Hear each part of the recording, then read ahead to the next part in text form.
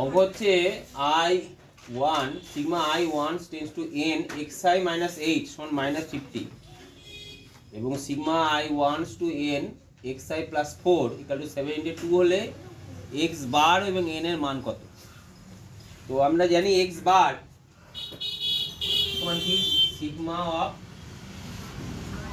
I1 tends to n xi by কত n।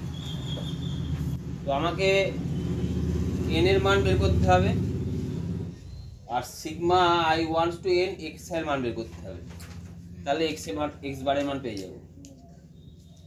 তো একটু আগে আমরা শিখেছিলাম এটাকে আমরা লিখতে পারি sigma I1 to n xi minus 8 minus 50 যে থাকে পরের লাইনে কি লেখা যেতে পারে বলো? সিগমা I জোরে বলো I equal to 1 tends to মানে চলছে কত n তম দিয়ে xi minus 8 n equal to 50। তো এটাকে একই ভাবে লেখা যেতে পারে sigma I1 to n xi plus 4 equal to 72। বলো কি লেখা যেতে পারে? জোরে বলো সিগমা 1 n xi 4n সমান 72।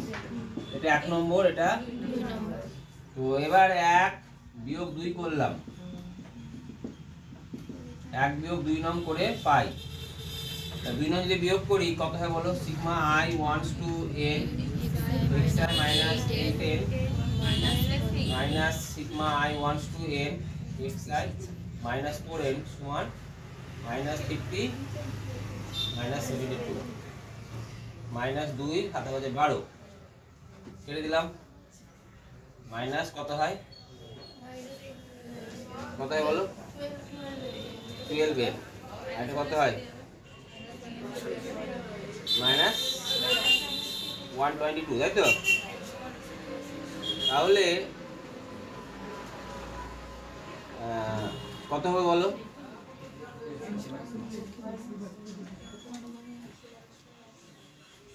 কারেন্ট যাবে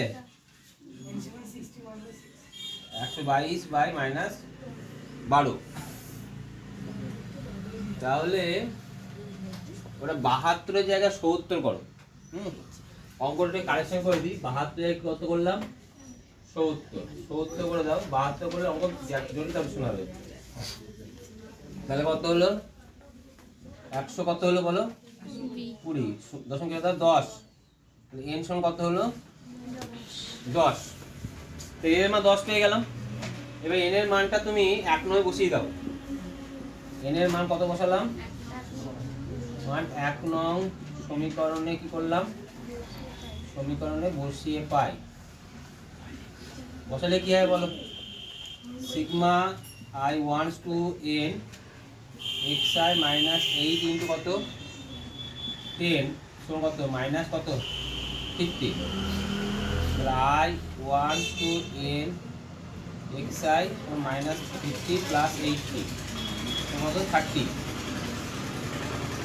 তাহলে কত হবে? x বার সমান কত হবে? 30 বাই কত 10। n এর মান কত বেশি? 10। আর sigma I1 to n xi সমান কত বেশি? 30। কাটাকাটি করো, x বারের মান কত হলো? 3।